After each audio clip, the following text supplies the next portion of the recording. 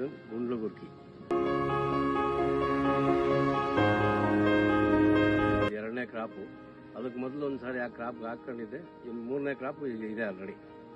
ಮೂರನೇ ಕ್ರಾಪಿಂದ ನಾವು ಉಪಯೋಗ ಮಾಡ್ಕೊತಾ ಇದೀವಿ. ಅನುಕೂಲ ಆಗುತ್ತೆ, ತೊಂದರೆ ಇಲ್ಲ. ಯಾರ ರೈತರು ಯಾರು ಬೇಕಾದರೂ ಹಾಕ್ಸ್ಕೋಬಹುದು. ಇದರಿಂದ ಅನಾನುಕೂಲ ಏನಿಲ್ಲ, ಅನುಕೂಲ ಆಗುತ್ತೆ, ಉಳಿತಾಯನೂ ಆಗುತ್ತೆ.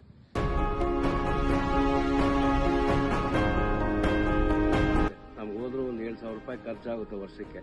ಗೊಬ್ಬರದ್ದು, ನೀರು, ಪೆಸ್ಟಿಸೈಡ್ಸು, ಟ್ರಿಪ್ಸು, ಮೈಟ್ಸು ಎಲ್ಲದರಿಂದ ನಂಗೆ ಅನುಕೂಲ ಆಗುತ್ತೆ. ಅವ್ರು ಕೊಡೋ ಇದರಿಂದ ನಮ್ಗೆ ಅಷ್ಟೊಂದು ಉಳಿತಾಯನೂ ಆಗುತ್ತೆ. ನಾನು ಎಲ್ರಿಗೂ ಹೇಳಿದ್ದೀನಿ, ತೋಟಗಳು ಏನು ತೋಟ ಮಾಡಿಸ್ತಾ ಇದ್ದಾರೆ ಅಂತವ್ರಿಗೆಲ್ಲ ಹೇಳಿದ್ದೀನಿ.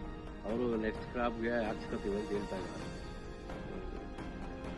ಸುಮಾರು 10ರಿಂದ ಈ ಒಂದು 20-25 ಸಾವಿರ ರೂಪಾಯಿ ಉಳಿತಾಯ ಆಗ್ಬೋದು ಒಂದು ಕ್ರಾಪ್ಗೆ.